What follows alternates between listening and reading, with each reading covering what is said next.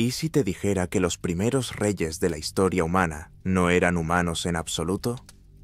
¿Qué pasaría si los registros más antiguos que tenemos, grabados en arcilla hace miles de años, describieran algo que desafía completamente nuestra comprensión de cómo comenzó la civilización? Esta noche vamos a explorar uno de los misterios más inquietantes de la historia antigua, uno que ha permanecido oculto a plena vista durante milenios. Si encuentras valor en estas exploraciones profundas de los registros antiguos, considera darle like a este video y suscribirte al canal. También me encantaría conocer tu perspectiva, así que déjame saber en los comentarios desde dónde nos ves y qué te resulta más fascinante sobre estos enigmas del pasado. Los sumerios nos legaron algo extraordinario, la primera lista de reyes de la historia humana conocida. Pero cuando examinas este documento antiguo con detenimiento, te das cuenta de que no comienza como esperarías. No empieza con un líder humano construyendo lentamente una civilización desde cero. En lugar de eso, arranca con algo completamente distinto. Figuras que supuestamente gobernaron durante periodos de tiempo que desafían toda lógica biológica. Esta lista real sumeria existe en múltiples copias, preservadas en diferentes ciudades y épocas. Escribas en Nippur, Larsa y Babilonia, separados por cientos de años, mantuvieron la misma estructura esencial. Lo que documentaron no era mitología casual, sino un registro político formal que sirvió como el texto fundamental para la legitimidad real durante toda la historia mesopotámica. Cuando reyes posteriores querían demostrar su derecho a gobernar, anclaban sus afirmaciones a esta secuencia ancestral. El documento comienza con una declaración que debería dejarnos perplejos. Después de que la realeza descendiera del cielo, la realeza estuvo en Eridu. No dice que los humanos inventaran la realeza, ni que evolucionara gradualmente a partir de estructuras tribales. Dice que descendió, como si fuera transferida desde algún otro lugar. En Eridu, según estos registros, el primer rey fue Alulim, quien supuestamente gobernó durante 28.800 años. El segundo, Alogar, reinó por 36.000 años. El tercero, Enmenluana, mantuvo el poder durante 43.200 años. Estos números aparecen consistentemente en todas las copias supervivientes del texto. No son errores de transcripción ni exageraciones posteriores. Los escribas los preservaron con el mismo cuidado que daban a las dinastías históricas verificables. Los eruditos han propuesto numerosas explicaciones racionales. Quizás los números representan dinastías enteras en lugar de individuos. Tal vez codifican ciclos astronómicos o reflejan una concepción diferente del tiempo antes de los calendarios estandarizados. Pero todas estas interpretaciones reconocen la misma realidad inquietante. La tradición política más antigua de Mesopotamia no consideraba a estos primeros portadores de la realeza como gobernantes humanos ordinarios. Según los textos, estos reyes antediluvianos presidían un mundo fundamentalmente diferente al nuestro. Era una época en que la realidad misma aún se estaba estabilizando, cuando los límites entre el reino divino y el terrenal eran mucho más permeables. La realeza, en este contexto, no funcionaba como administración política, sino como una especie de mantenimiento cósmico. 5 ciudades recibieron la realeza antes del gran diluvio: Eridu, Bat-Tibira, Larak, Sipar y Shurpak. Cada ciudad tenía una deidad patrona específica. Cada una servía funciones cósmicas particulares. Los reyes que las gobernaban no eran simples administradores políticos, sino mediadores entre la intención divina y la existencia terrenal. Eridu, la primera ciudad en recibir la realeza, pertenecía a Enki, el dios de las aguas dulces y la sabiduría. Las excavaciones arqueológicas han confirmado que Eridu está efectivamente entre los sitios habitados más antiguos de Mesopotamia, con estructuras templarias que datan de al menos 5400 a.C. La correspondencia entre los registros textuales y la evidencia arqueológica resulta notable. Pero aquí viene lo verdaderamente inquietante. La lista real sumeria, después de documentar estos 8 reyes gobernando durante un total de 241.200 años, entrega una de las transiciones más devastadoras de la literatura antigua. Luego el diluvio se abatió. Sin explicación, sin advertencia, solo una declaración directa de una catástrofe que cambió todo. Después de esas palabras, el texto continúa, pero algo fundamental ha cambiado. Después de que el diluvio se abatiera y la realeza descendiera del cielo, la realeza estuvo en Kish. La realeza vuelve, pero no a las mismas ciudades sagradas. Se traslada a Kish, una ciudad nueva, y los reinados que registra son dramáticamente más cortos. El primer rey postdiluviano, Gaur, gobernó durante 1200 años. Aún una cifra extraordinaria, pero una fracción de los 28.800 años de Alulim. Con cada dinastía sucesiva, las longitudes de reinado continúan disminuyendo. Para cuando llegamos a figuras como Gilgamesh, probablemente una persona histórica real, su reinado se registra como 126 años, todavía inflado, pero acercándose a algo remotamente concebible en términos de expectativa de vida humana. Es como si algo fundamental hubiera cambiado en la naturaleza misma de la realeza, como si el diluvio no solo hubiera destruido ciudades y poblaciones, sino que hubiera alterado las reglas bajo las cuales operaba la autoridad política. Los reyes antediluvianos parecían existir en una categoría completamente diferente de ser, capaces de sostener reinados que se extendían a través de milenios, porque operaban bajo reglas temporales distintas. La evidencia arqueológica, curiosamente, sugiere eventos de inundación severos en el sur de Mesopotamia durante los períodos que corresponden aproximadamente con estas transiciones textuales. Las excavaciones en Churupac mostraron una clara interrupción entre los asentamientos del período Ubaid y los de la dinastía temprana. Otras ciudades mencionadas como antediluvianas también muestran evidencia de daños catastróficos por agua. Esto plantea preguntas profundas sobre la naturaleza de estos primeros gobernantes. Si no eran completamente humanos según sus propios registros, si operaban bajo reglas temporales diferentes, si su función era mantener algún tipo de orden cósmico en lugar de simplemente administrar poblaciones humanas, entonces, ¿qué eran exactamente? Los textos sugieren que existían en una fase de transición de la realidad, cuando el mundo aún estaba encontrando su forma final.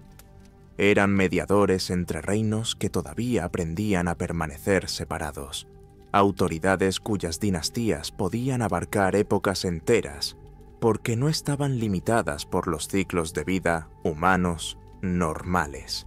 Los textos mesopotámicos preservan detalles adicionales que hacen aún más extraña esta narrativa.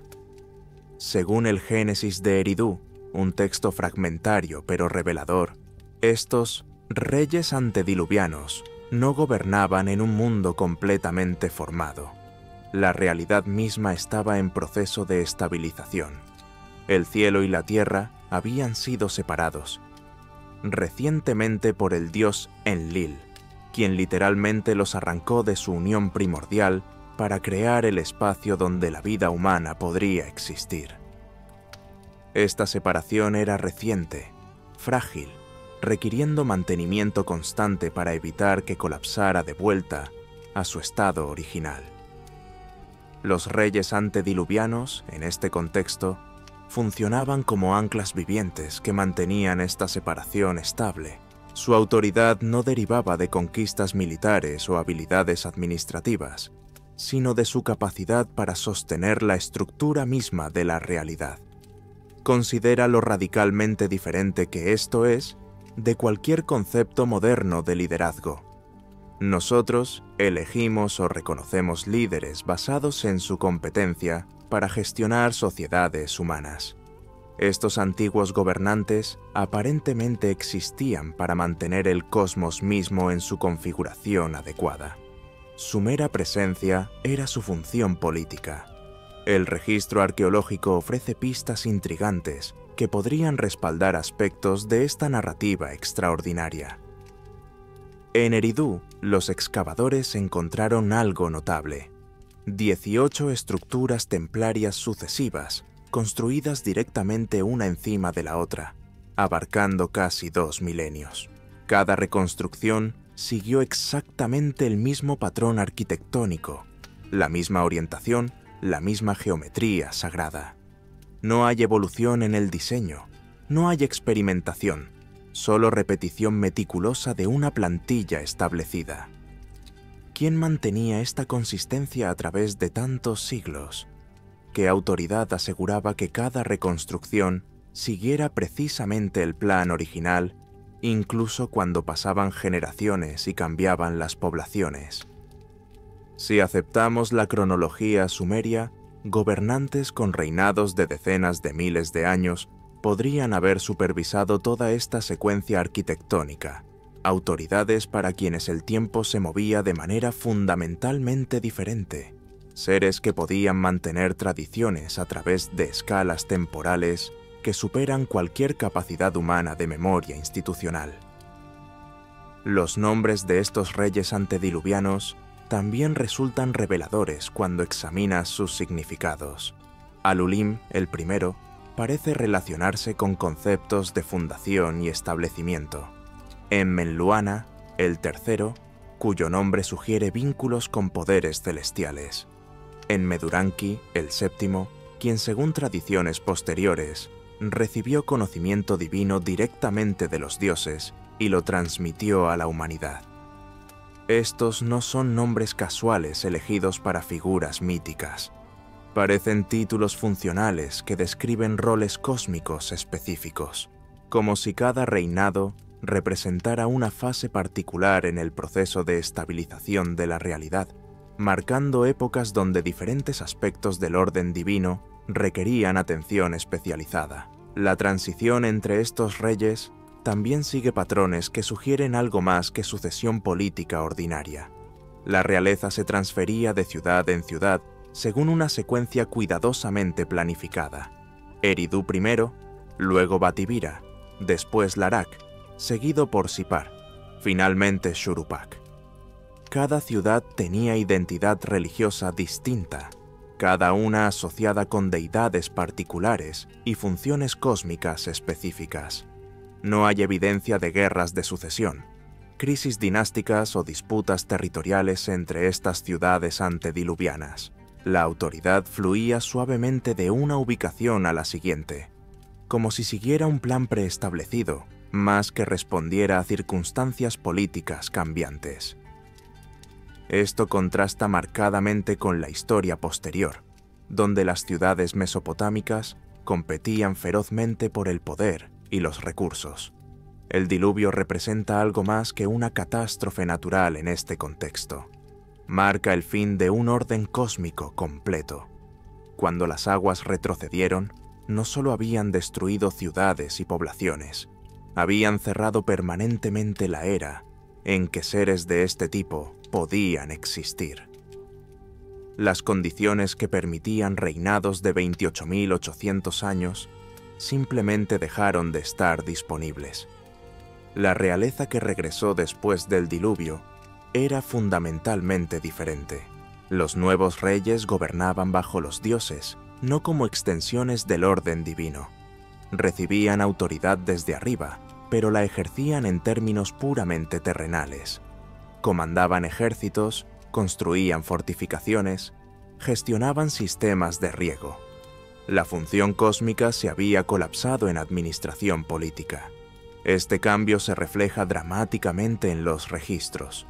Los reyes postdiluvianos necesitaban justificar su autoridad a través de logros visibles. Victorias militares, proyectos de construcción, códigos de leyes. Su existencia misma ya no constituía mantenimiento cósmico, por lo que debían demostrar competencia mediante acciones específicas. Las inscripciones reales postdiluvianas están llenas de proclamas sobre conquistas y construcciones. Los textos antediluvianos simplemente registran presencia y duración, como si la función hubiera cambiado de encarnación a ejecución, de ser a hacer, de mantener la realidad a gestionar sociedades. Los primeros códigos de leyes aparecen precisamente después de esta transición. El código de Ur-Nammu, las leyes de Hammurabi, surgen porque la autoridad ya no puede mantener el orden a través de presencia cósmica. Reglas escritas se vuelven necesarias cuando la justicia deja de fluir automáticamente de la estructura divina. Esto sugiere que los reyes antediluvianos operaban en una realidad donde el orden moral y legal era inherente, mantenido por su mera existencia. Los gobernantes posteriores tuvieron que crear artificialmente lo que antes existía como condición natural del cosmos, correctamente mantenido. La memoria de esta transición persistió en la cultura mesopotámica durante milenios. Incluso reyes tardíos como Nabucodonosor se referían a los tiempos antediluvianos como una edad dorada perdida, cuando la autoridad fluía directamente del cielo y la realidad misma cooperaba con la intención divina. Esta nostalgia no era mera romantización del pasado, era reconocimiento de que algo fundamental se había perdido en la transición hacia la historia humana normal. Una capacidad, una conexión, una forma de existir que ya no estaba disponible para los gobernantes mortales. Si estos registros preservan memoria de algo real, entonces nuestra comprensión completa de los orígenes de la civilización podría estar invertida. Quizás la historia humana no comienza con el ascenso gradual desde la barbarie, sino con la caída desde un orden superior. Tal vez lo que celebramos como progreso representa intentos desesperados de recrear mediante esfuerzo humano lo que una vez existió como don cósmico. Los textos antiguos conservan detalles adicionales que profundizan este misterio. En Meduranki, el séptimo rey antediluviano, aparece en tradiciones posteriores como una figura extraordinaria. Según los registros babilónicos, los propios dioses lo instruyeron en los secretos de la adivinación, le entregaron las tablillas del cielo, le enseñaron a interpretar los signos en el aceite y las anomalías en los hígados de los animales sacrificados. Este no era conocimiento que en Meduranki hubiera adquirido a través de años de estudio o experiencia práctica. Los textos son explícitos, lo recibió directamente del reino divino. Era un puente viviente entre dos mundos, capaz de traducir la voluntad cósmica en términos que la humanidad pudiera comprender. Su reinado de 21.000 años no representaba simplemente longevidad excepcional, sino el tiempo necesario para establecer estas tradiciones de conocimiento sagrado de manera permanente. Considera las implicaciones de esto. Si un solo individuo podía mantener y transmitir tradiciones durante más de 20 milenios, entonces conceptos como memoria institucional, continuidad cultural y preservación del conocimiento operaban bajo reglas completamente diferentes. No había necesidad de escuelas, bibliotecas o sistemas complejos de educación. El conocimiento se mantenía vivo a través de la presencia directa de quien lo había recibido originalmente. Esto explicaría ciertas anomalías en el desarrollo de la civilización mesopotámica. Los sumerios aparecen en la historia ya dominando técnicas sofisticadas: escritura, matemáticas, astronomía, arquitectura monumental. No hay evidencia arqueológica clara de un período de experimentación y desarrollo gradual. Es como si heredaran un conjunto completo de habilidades civilizacionales de alguna fuente anterior. La tradición de Meduranki sugiere exactamente eso. El conocimiento no se desarrolló lentamente a través de generaciones de prueba y error. Fue transmitido directamente por figuras que habían existido el tiempo suficiente para dominarlo completamente y establecer las bases para su preservación futura. Los registros astronómicos sumerios muestran esta misma característica desconcertante. Sus observaciones de Venus, conservadas en textos como las tablillas de Amisaduqa, demuestran una precisión que requiere siglos de observación continua y cuidadosa. Rastrear los ciclos complejos de Venus con exactitud astronómica no es algo que una generación de observadores pueda lograr. Requiere memoria institucional que se extienda a través de múltiples vidas humanas.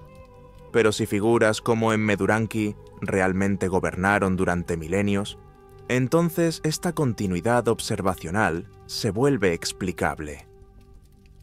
Un solo observador, con acceso directo al conocimiento divino y la longevidad para aplicarlo, podría haber establecido las tradiciones astronómicas que los escribas posteriores heredaron como sistema completo. La arquitectura de los templos antediluvianos revela patrones similares. En Eridu, esas 18 estructuras sucesivas no solo mantuvieron la misma orientación, sino que siguieron proporciones matemáticas específicas que se repiten en sitios sumerios posteriores. La geometría sagrada no evolucionó gradualmente, apareció completamente formada y se mantuvo con precisión extraordinaria a través de reconstrucciones que abarcaron milenios. Si arquitectos humanos ordinarios hubieran sido responsables, esperaríamos ver variaciones, innovaciones, cambios estilísticos que reflejaran gustos y capacidades cambiantes. En su lugar, encontramos repetición exacta de un patrón establecido, como si hubiera supervisión directa por parte de autoridades que entendían la función cósmica precisa de cada medida y ángulo. Los nombres de las ciudades antediluvianas también revelan una planificación que trasciende consideraciones políticas o económicas ordinarias. Bat-Tibira significa fortaleza de los trabajadores del metal. Sipar se asocia con el dios Sol y la adivinación. Larak conecta con deidades de guerra y sanación. Cada nombre describe una función especializada en lugar de simplemente identificar una ubicación geográfica. Esto sugiere que las ciudades antediluvianas no evolucionaron orgánicamente como centros de comercio o defensa. Fueron establecidas deliberadamente para cumplir roles específicos en un sistema más amplio. Bat-Tibira se especializó en metalurgia divina, Sipar en conocimiento celestial, Larak en el equilibrio entre orden y caos. Cada ciudad contribuía elementos únicos al mantenimiento de la estabilidad cósmica. La ubicación geográfica de estas ciudades también sigue un patrón deliberado. Se extienden desde el extremo sur de Mesopotamia hacia el norte, creando una red que cubre toda la región donde posteriormente florecería la civilización sumeria. No están agrupadas defensivamente ni situadas para controlar rutas comerciales importantes. Están posicionadas como nodos en una geometría sagrada que abarca todo el paisaje. Después del diluvio, las ciudades mesopotámicas se desarrollaron según principios completamente diferentes. Uruk creció debido a su posición estratégica para el comercio. Lagash prosperó por su acceso a rutas marítimas. Babilonia se volvió poderosa porque controlaba el cruce de importantes vías fluviales. La geografía política postdiluviana siguió lógicas económicas y militares reconocibles. Las ciudades antediluvianas parecen haber operado según principios que trascienden estas consideraciones materiales. Su poder derivaba de funciones cósmicas más que de ventajas económicas. Su influencia se basaba en mantener el orden divino más que en controlar recursos o territorios. Los textos describen la transición del diluvio en términos que van más allá de la catástrofe física. No solo destruyó asentamientos y poblaciones, alteró fundamentalmente las reglas bajo las cuales operaba la realidad. El marco cósmico que había permitido reinados de decenas de miles de años simplemente dejó de existir. Esta transformación explica por qué la realeza postdiluviana requirió mecanismos completamente nuevos de legitimación. Los reyes posteriores necesitaban ejércitos, burocracias, códigos de leyes, proyectos monumentales para demostrar y mantener su autoridad. Los gobernantes antediluvianos aparentemente no requerían nada de esto, porque su autoridad fluía directamente de la estructura cósmica que encarnaban. La violencia política también entra en la historia precisamente en este punto de transición. Los registros antediluvianos no mencionan guerras, conquistas o competencia entre ciudades. La autoridad se transfería pacíficamente según patrones preestablecidos. Los textos postdiluvianos están llenos de conflictos. Ciudad contra ciudad, dinastía contra dinastía, constante lucha por recursos y territorio. Es como si el diluvio hubiera introducido la escasez en un mundo que previamente había operado bajo principios de abundancia cósmica. Cuando la autoridad dejó de derivar del orden divino, tuvo que ser disputada, conquistada y defendida mediante medios humanos. La política se volvió competitiva porque ya no estaba anclada en una estructura trascendente que garantizara estabilidad. Los códigos de leyes aparecen inmediatamente después de esta transición, comenzando con Ur-Nammu, alrededor de 2100 a.C. Su preámbulo es revelador. Describe cómo los dioses le otorgaron la realeza, pero luego debe establecer la equidad mediante decretos específicos. La justicia ya no fluía automáticamente de la estructura cósmica. Tenía que ser creada artificialmente mediante legislación humana. Esto marca un cambio fundamental en la naturaleza misma de la autoridad moral. Los reyes antediluvianos aparentemente mantenían el orden por su mera presencia porque encarnaban principios divinos. Los gobernantes posteriores tuvieron que crear orden mediante reglas explícitas porque habían perdido esa conexión directa con la justicia cósmica. La burocracia prolifera exactamente cuando la autoridad se vuelve administrativa en lugar de existencial. Los palacios postdiluvianos están llenos de archivos masivos, registros de tributos, asignaciones de trabajo, correspondencia diplomática. Todo el aparato de la gobernanza humana crece enormemente mientras intenta gestionar complejidades que la autoridad cósmica aparentemente había manejado sin esfuerzo. Las excavaciones en sitios de la dinastía temprana revelan esta transformación materialmente. Aparecen muros de fortificación, arsenales de armas, evidencia de conflicto militar generalizado. La arquitectura defensiva se vuelve prominente porque el poder debe ser protegido activamente en lugar de simplemente encarnado. Nada comparable aparece en los asentamientos del período Ubaid, que corresponden cronológicamente a la era antediluviana. Las ciudades muestran planificación sofisticada, pero sin fortificaciones militares. Templos elaborados, pero sin palacios separados. Arquitectura sagrada, sin infraestructura defensiva. Esta ausencia de preparativos militares en sitios tan antiguos resulta notable.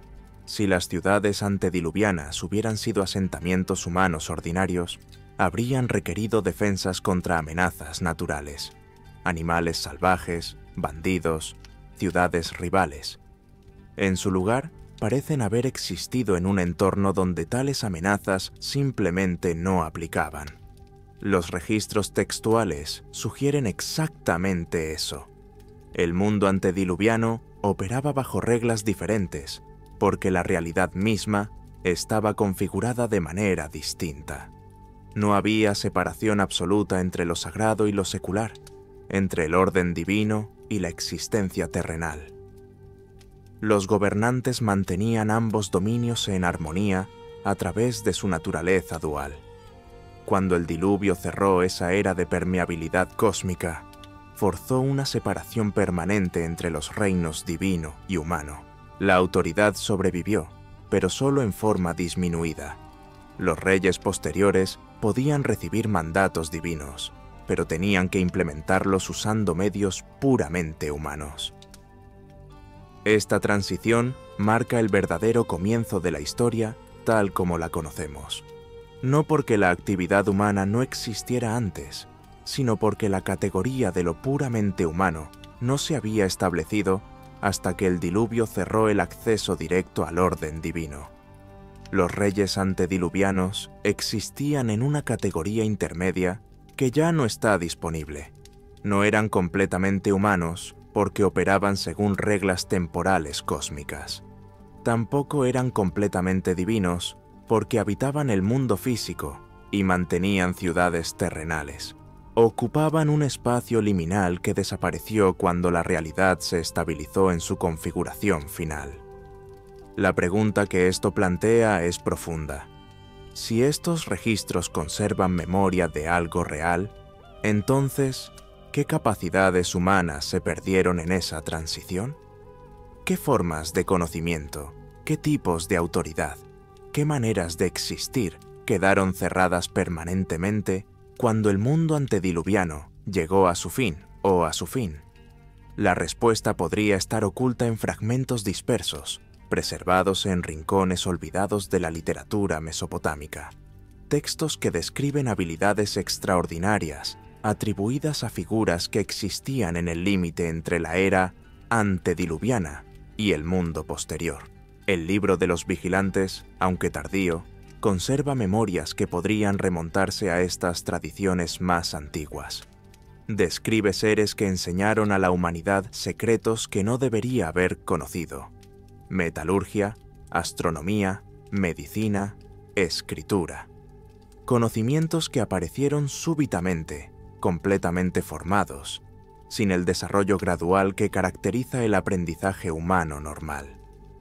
Pero observa el patrón inquietante en estos relatos. El conocimiento no fue descubierto por investigación humana. Fue transmitido por figuras que ya lo poseían en su totalidad, como si existiera un repositorio de sabiduría completa esperando ser transferido en el momento adecuado. Los registros cuneiformes más antiguos muestran exactamente esta característica. Los sumerios no experimentaron con la escritura, desarrollando gradualmente símbolos más sofisticados.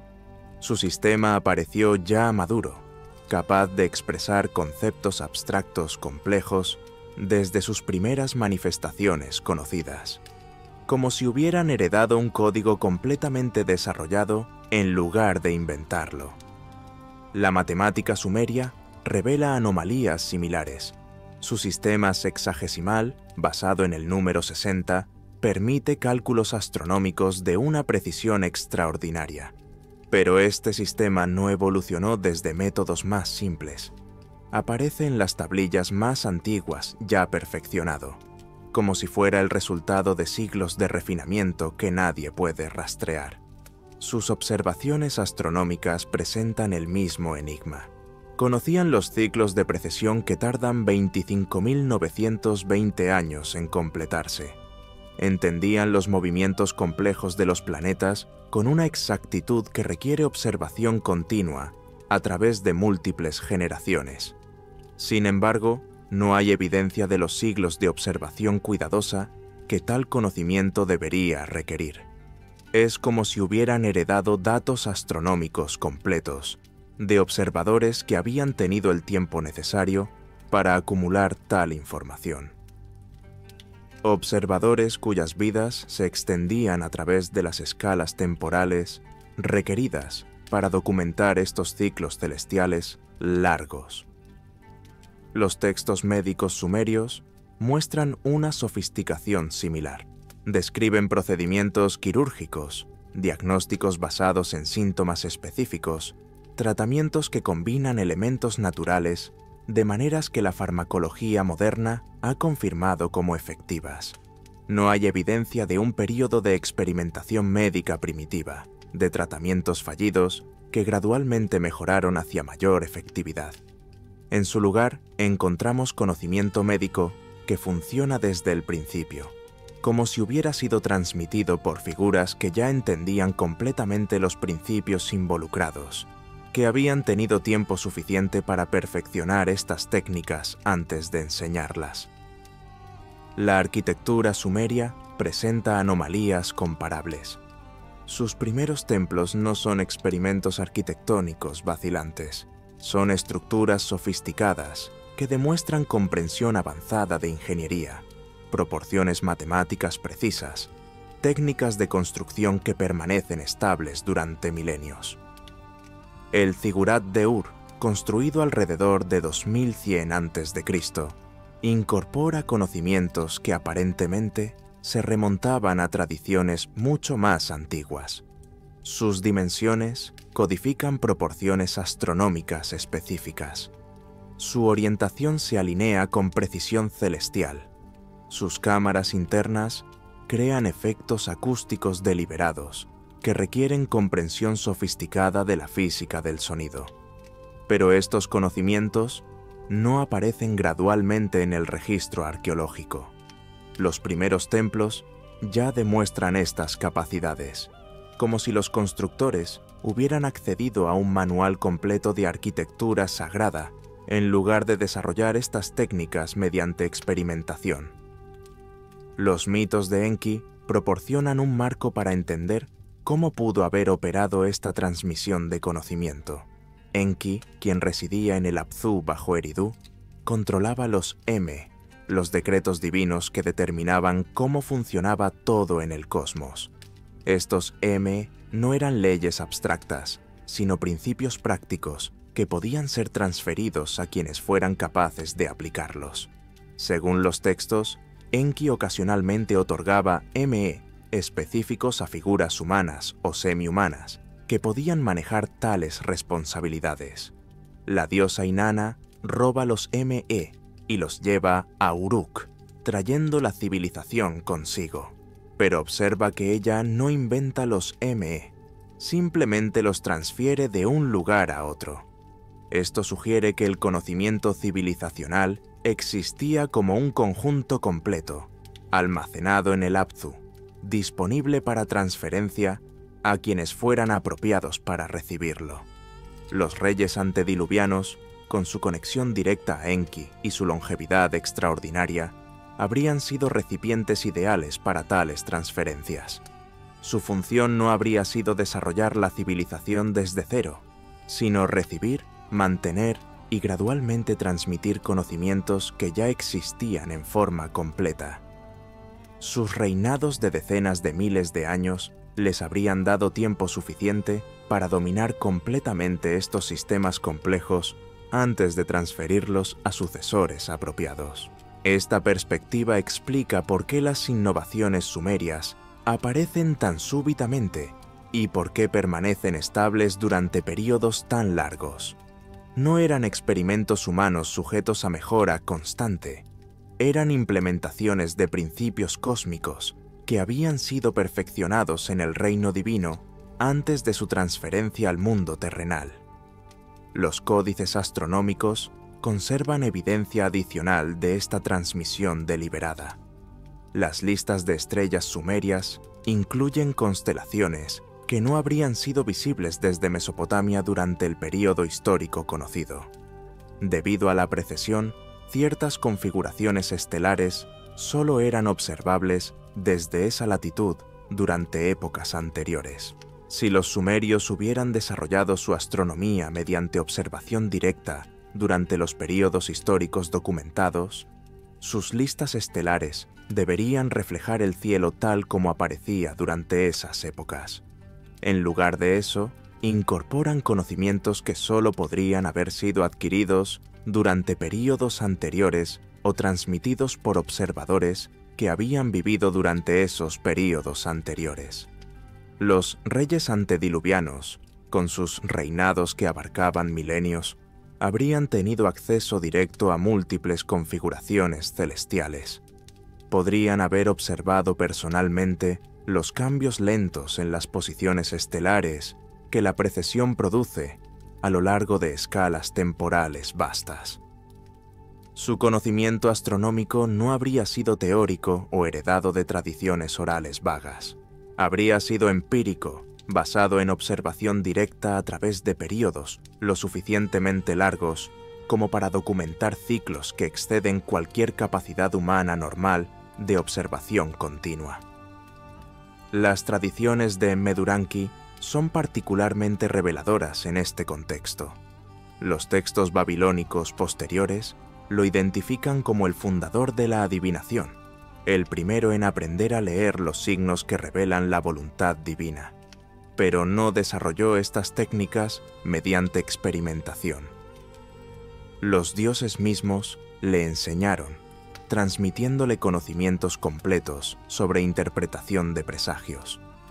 Los registros sumerios nos confrontan con una posibilidad que desafía nuestras suposiciones más fundamentales sobre los orígenes de la civilización.